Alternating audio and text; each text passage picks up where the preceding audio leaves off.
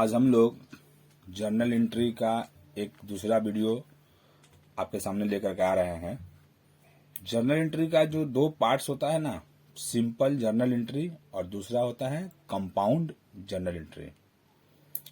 तो simple journal entry में एक डेबिट होते हैं और एक होता है क्रेडिट।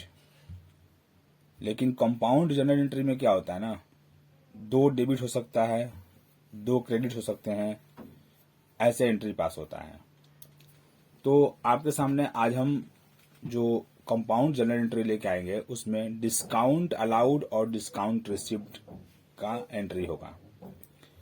तो स्टूडेंट्स देखिए, डिस्काउंट अलाउड का मतलब कोई भी कंपनी अगर छूट देती है अपने प्रोडक्ट के ऊपर तो उसे डिस्काउंट अलाउड कहते हैं। और जब कंपनी को छूट मिलता है अपने सप्लायर से कोई मटेरियल या गुड्स परचेज करते समय तो उसे डिस्काउंट रिसीव कहती है कंपनी। तो आपके सामने हम पहला एंट्री दिखाने जा रहे हैं, परचेज गुड्स फ्रॉम आकाश। हम लोग गुड्स किससे परचेज किए? आकाश से। परचेज एक अकाउंट हो गया, नॉमिनल अकाउंट है, क्योंकि जो भी एक्सपेंस होता है वो नॉमिनल अकाउंट होता है। सभी स्टूडेंट्स को पता होना चाहिए क्योंकि मैंने इसके पहले वाले वीडियो में बताए थे। और आकाश एक नेम है, तो वो नेम जो होता है वो पर्सनल अकाउंट हो गया। तो नॉमिनल अकाउंट का रूल क्या कहता है कि जब भी हम गुड्स परचेज करेंगे, हमारा एक्सपेंस होगा अगर, तो वो डेबिट बनेगा। तो यहां एंट्री हो गया purchase account debit to Aakash account 10,000। हम लोग जो है 10,000 का गुड्स जो है आकाश से परचेज किए। स्टूडेंट, नारेशंस आपको मैंने लिखना सिखा चुका हूं पहले वीडियो में, इसलिए मैं इस वीडियो में आपको नारेशन नहीं बता रहा हूं। आप नारेशन खुद लिख सकते हैं। पहले वीडियो को जिस स्टूडेंट ने देखा होगा जर्नल एंट्री को, तो उस वीडियो के माध्यम से आप नारेशन लिख सकते हैं। दूसरा एंट्री है सोल्ड गुड्स टू विकास। हम लोग विकास को सामान बेच रहे हैं। विकास पर्सनल अकाउंट हो गया और सोल्ड हो गया नॉमिनल अकाउंट। तो हम अगर विकास को सामान अगर बेचेंगे, सेल करेंगे, तो अब नॉमिनल अकाउंट है तो आपको यही सोचना है इसमें कि वो इनकम है या एक्सपेंस। तो सर, गुड्स को जब हम सेल करेंगे तो मेरा इनकम होगा, तो सेल्स इनकम है तो वो क्रेडिट होगा। और पर्सनल अकाउंट विकास है, तो जब हम गुड्स सेल कर रहे हैं विकास को, तो विकास यहां रिसीवर होगा। क्योंकि पर्सनल अकाउंट में हम दो ही चीज सोच सकते हैं, वो रिसीवर है या गिवर।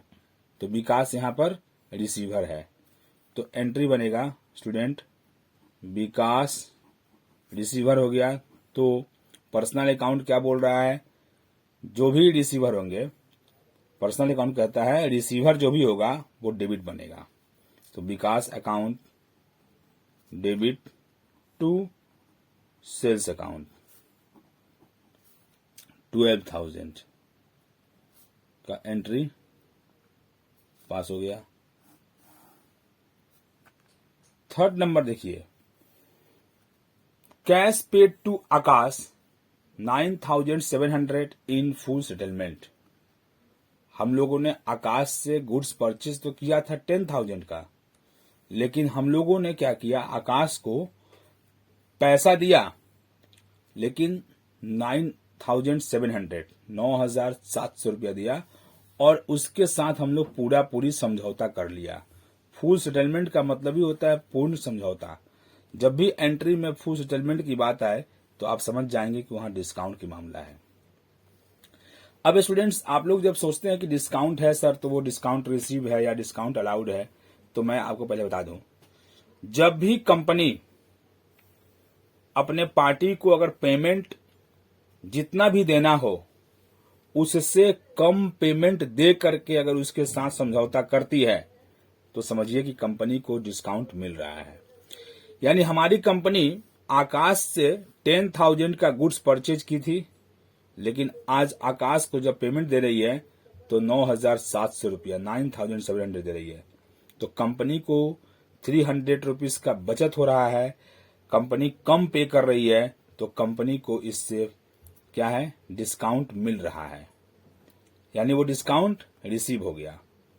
तो यहां डिस्काउंट रिसीव की बात आएगी। तो आपसे हम पूछेंगे कि इसमें अकाउंट कितने हैं, तो सर कैश एक अकाउंट है, एक आकाश है, पर्सनल कैश है सर, रियल, और थर्ड इसमें क्या दिखाई पड़ा हमको, discount received, discount received DR, मैंने शॉर्ट फॉर्म में लिखा डिस्काउंट रिसीव्ड। तो अब हम लोग सोचेंगे कि यहां पर पर्सनल अकाउंट भी है, रियल भी है, और सर यहां नॉमिनल अकाउंट भी आ गया, डिस्काउंट रिसीव।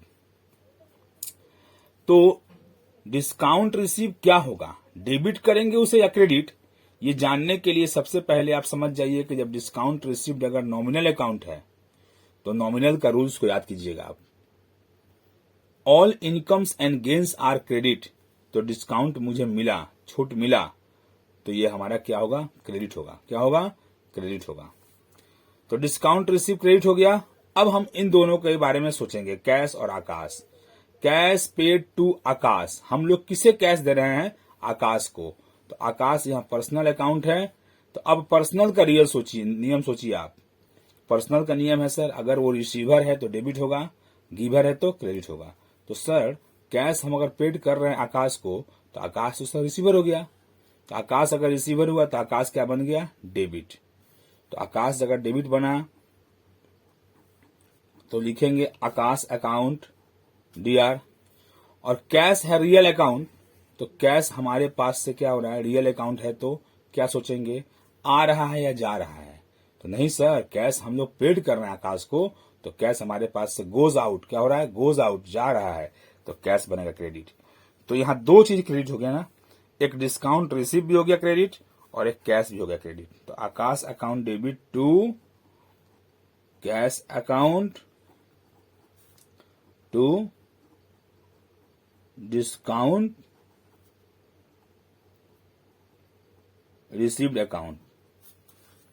तो अब हम लोग आकाश के सामने में डेबिट में पूरा अमाउंट दिखा देंगे 10,000, लेकिन क्रेडिट में जो कैश के सामने क्या दिखाएंगे कि हम लोग आकाश को कैश दिए कितना, 9,700, और हमें छूट कितना मिल गया, 300। यानी जब भी पेमेंट करें हम लोग, तो जितना भी पेमेंट करना है उससे कम पेमेंट करके अगर उसके साथ फुल सेटलमेंट कर लिए, तो समझ जाइए हम आपको डिस्काउंट मिल रहा है, हमारी कंपनी को डिस्काउंट रिसीव हो रहा है। ये एक एंट्री कंप्लीट हुआ जो कंपाउंड एंट्री है, और स्टूडेंट्स को समझ में आ भी गए होंगे। अगर किसी प्रकार का कोई प्रॉब्लम हो तो कमेंट बॉक्स में जरूर कमेंट करिएगा। कैश रिसीव्ड फ्रॉम विकास। अब देखिए 2 नंबर एंट्री, हम लोग विकास को सामान बेचे थे 12,000 में। अब हम लोगों को कैश मिल रहा है किससे, विकास से। तो कैश कौन सा अकाउंट हो गया, रियल, विकास भी हो गया पर्सनल। तो कैश अगर रियल अकाउंट हुआ तो रियल का नियम सोचिए आप, कैश आपके पास आ रहा है, तो कैश आ रहा है यानी कि रियल अकाउंट बोलता है कि जो भी चीज आएगा वो डेबिट होगा। लिखा हुआ है रूल्स में, डेबिट व्हाट कम्स इन, जो आएगा वो डेबिट होगा। तो कैश मिल रहा है तो कैश होगा डेबिट, कंफर्म हो गया हम लोग को। अब हमें जो कैश मिल रहा है विकास से, वो मिल रहा है 11,500 इन फुल सेटलमेंट। वाह, हम लोगों ने सेल किया था 12,000 का गुड्स, लेकिन विकास मुझे पैसा दे रहा है 11,500 रुपया, और हमारे साथ पूरी समझौता कर लिया कि बस आप 11,500 रुपये ले लीजिए हमसे और कहानी को खत्म कीजिए। तो अब बताइए कि 500 रुपीज हमारे कंपनी को लाभ हो रहा है या हमारी कंपनी 500 रुपीज छोड़ रही है। तो हमारी कंपनी 500 रुपीज छोड़ रही है, तो छोड़ दी जब, तो वो हो गया डिस्काउंट अलाउड। क्या हो गया वो, डिस्काउंट अलाउड, शॉर्ट में मैंने लिख दिया यहां।